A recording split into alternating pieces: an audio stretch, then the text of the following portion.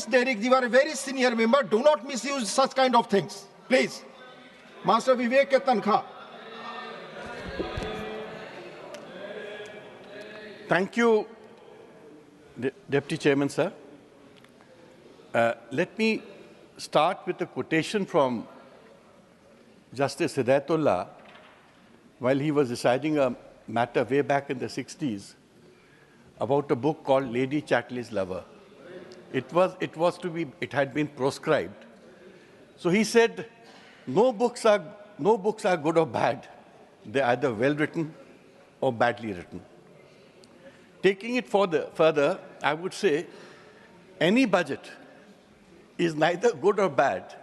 Some portions are good, some portions are error of judgment, and some portions, I would say, are lost opportunities. This is a world of AI.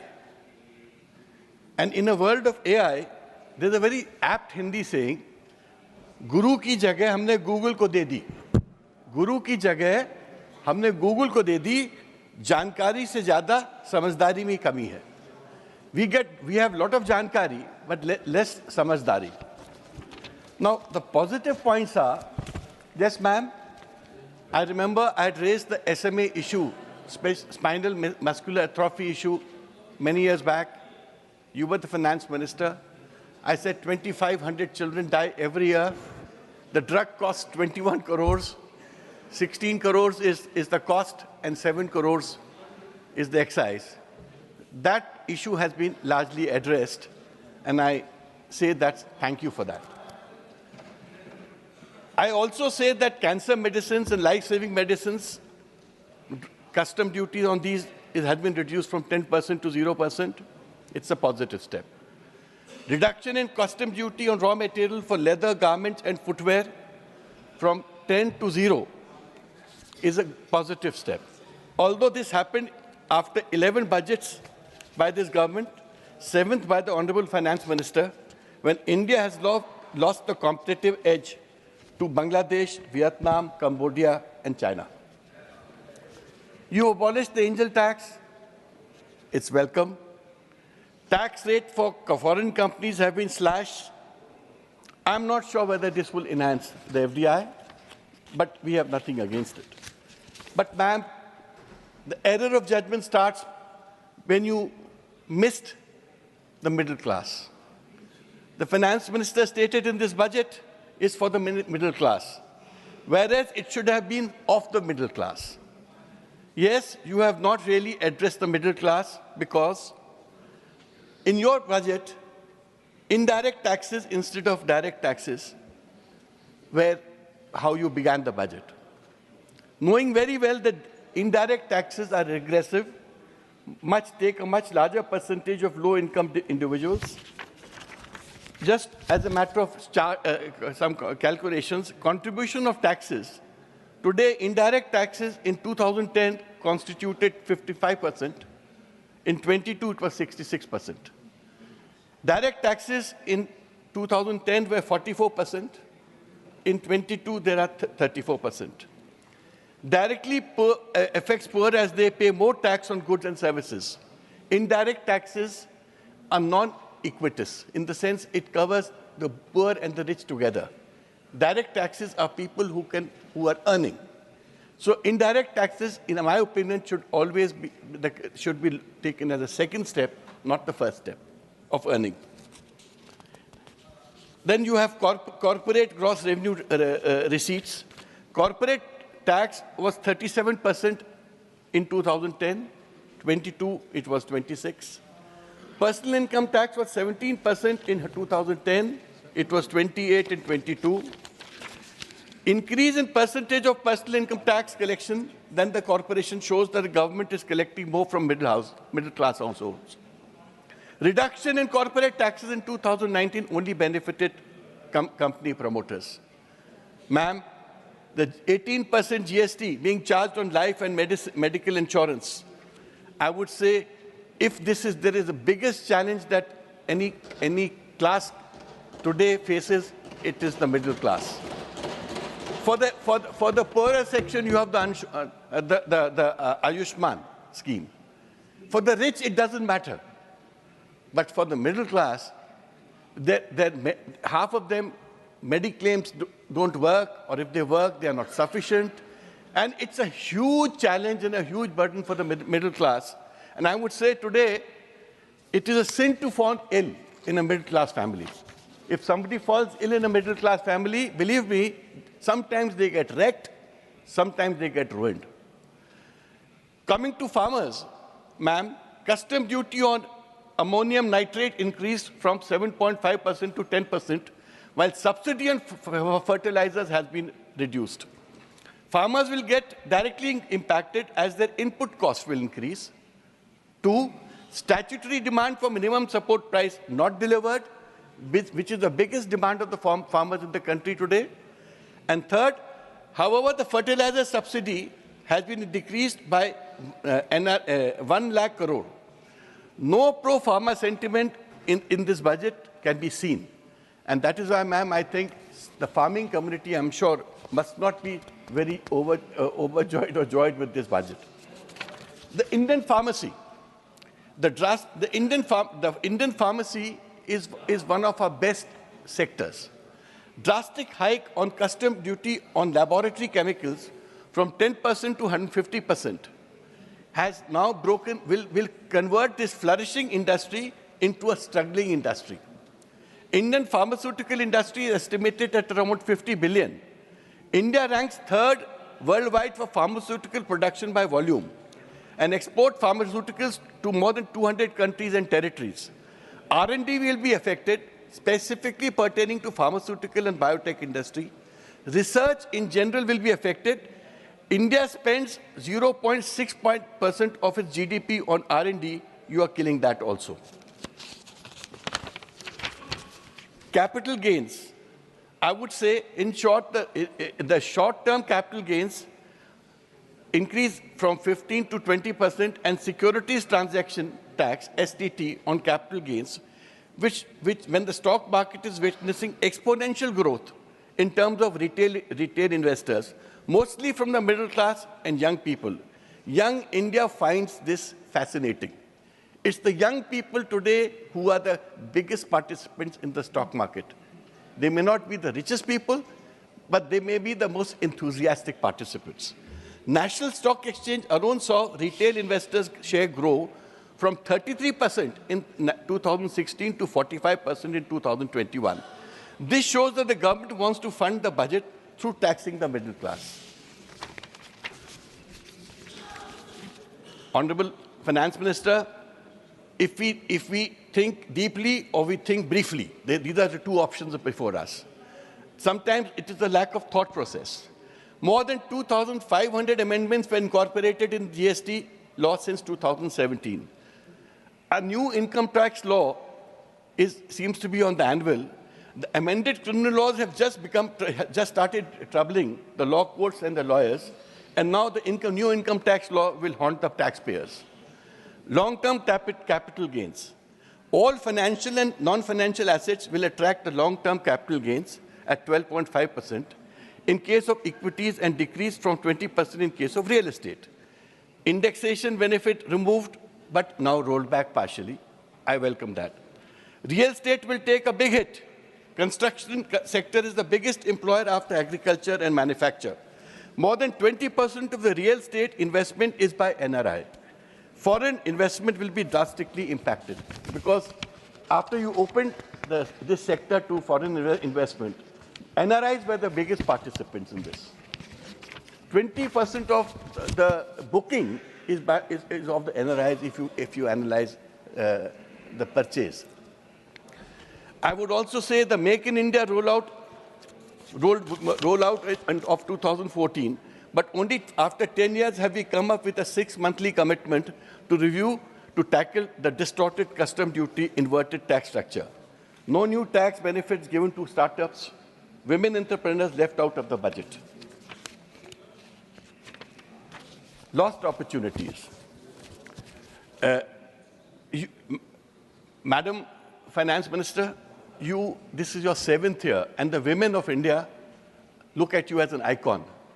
You for them, represent their empowerment. But there is no tax slab for women in India. Budget allocation should have been there to promote women entrepreneurs. Every city should have a dedicated complex for women entrepreneurs to work. The need of the hour is to accommodate many micro, small, and medium enterprises, MSMEs, women entrepreneurs in one facility, providing them with big and safe office spaces to work. If you really want that pyramid of women who actually contribute to the GDP of India to do well, you need to have these complexes for them. Just putting them as part of a mudra scheme or providing them some skills is not good enough. They just can't afford to buy a property. They just can't afford to buy a house or an area for commercial utilization. So this is an important facet. If you can bring dedicated complexes for women in all major tier 2, tier 3 cities at least. More women hostels for working women should have been set up in cities. Work, skill development lacks focus. This is the 7th budget by a finance minister, and the women expected much more. Employment. No scheme formulated for creation of jobs in informal sector. Limits for Mudra loan increased only for previous beneficiaries of the highest slab. Lower slab for new entrants not increased and remains the same. Only the Tarun slab increased from 10 lakhs to 20 lakhs. Ma'am, your internship scheme, I don't believe it can succeed. Internship scheme says 1 crore youth between the age of 21 to 24 years in the next 5 years will get internships in 500 companies. Top 500 companies hire around 70 lakh people. How can they have 1 crore interns? Scope. So what I'm trying to say, this is a myth. Even if you can get this figure completed in 5 years, I would salute you, because I think it's just not possible. It's an ambition, a very ambitious program, which I don't think is on the ground will even take off properly. And then you say that who are the people ineligible to participate? Candidates from IIT, IIM, IISER, CA, CMA, etc. Any member of the family is assessed to income tax. Any member of the family is a government employee. Then how many people are eligible? All these people, I mean, most people would have somebody who's assessed to tax. Most people would have a family member. A lot of people would have family members in government. Now, if all of them are not eligible, then frankly speaking, what is your pool of eligibility? Frankly, it surprises me that we're keeping out such a huge section. How does it serve the purpose at all? Education. Your own National Education Policy 2020 called for allocation of 6% of GDP to education. But allocation is only 0.38% of the GDP. Allocation for higher education has dropped from INR 47,620 crores from the revised estimates of INR 57,244 crores in the 23-24 budget. Only rebranding Nehruvian era institutes such as the IIT, the IIMs, the IIS and JNU as centers of excellence and centers of institutes of eminence would not work. Please think of granting some relief to the students who have taken the education loan in a sector where you don't get employment. How are they going to repay the loans? If there's no relief given to the students, I'm sure it's a huge community whose huge problem goes unaddressed. Today, today the problem is that most of these institutions, instead of being manned by real hardcore professionals, you get them manned by people who are close to your political party or political thinking. I think that's not good for the country. Students should be taught how to think and not what to think. More than 10 lakh students choose to study abroad. Information technology. India saw IT revolution in 80s and 90s because of the least intervention from the government. India captured the imagination of the world by its IT boom. But what are we thinking about the knowledge cities?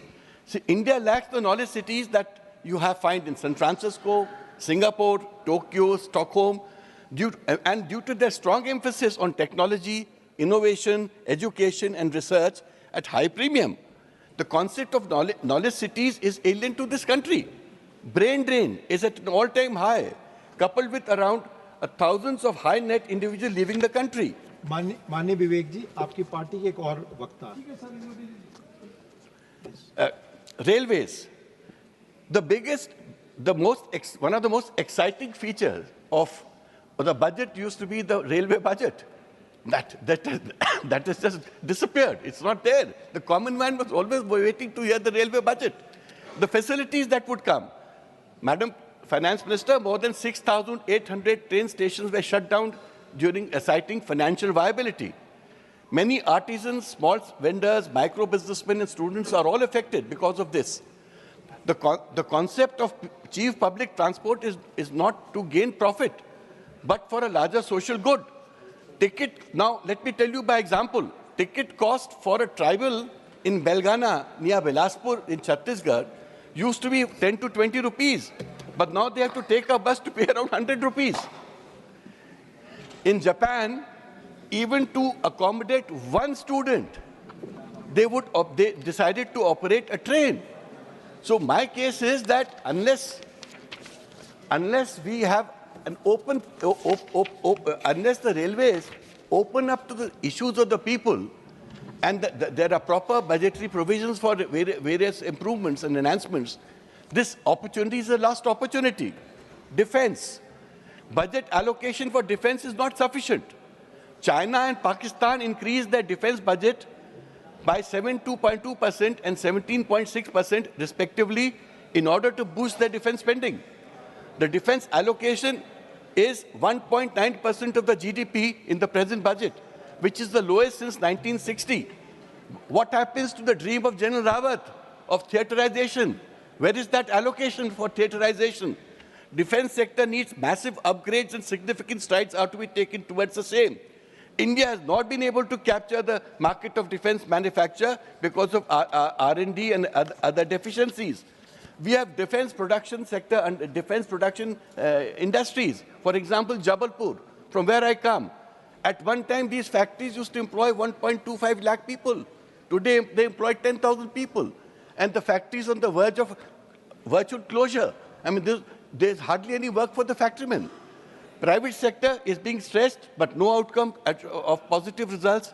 Ma'am, I remember when you were defense minister, you called a meeting of MPs. You knew the problem of cantonments. You knew the problem that in cantonment the civilians have a huge issue. And today they have all kinds of land issues, they have all kinds of movement issues. And you said, let's try to segregate them. That never happened. You took the first step, but after that first step, the second, third, fourth step never came. So today, this issue of cantonment and army areas being separated is still in limbo. Research and space research. Ma'am, our scientists of DRDO and ISRO are the best in the world. I'm reminded of that film on Nambi Narayan, the ISRO scientist, who suffered. He epitomizes the suffering. Which film? Rocketry.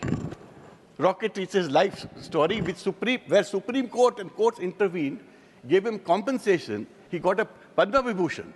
But after suffering of 15, 20 years, and his brilliance was acknowledged by India at all levels. And how scientists can be framed in fake cases came out in that whole episode. What I'm trying to say, your best scientists need more hand-holding. They need better pushing. Unless and until we do more for these scientists, how are we going to go further in this whole thing? Semiconductors. I remember semiconductor industry after COVID. It was a supply chain point. We couldn't take advantage of by bringing them from Taiwan. It is Malaysia, and Cambodia and others, Vietnam, who took advantage of it. So my problem today is, ma'am, even though you have worked hard to bring a budget, but at the end of the day, the country also looks for quality workmanship. And what is this quality workmanship? When we have a leaking airport, a leaking train metro station, leaking papers, and now even a brand new leaking parliament, ma'am, I think we have lot to do, lot to change, and lot to take ahead. Thank you. Shrimati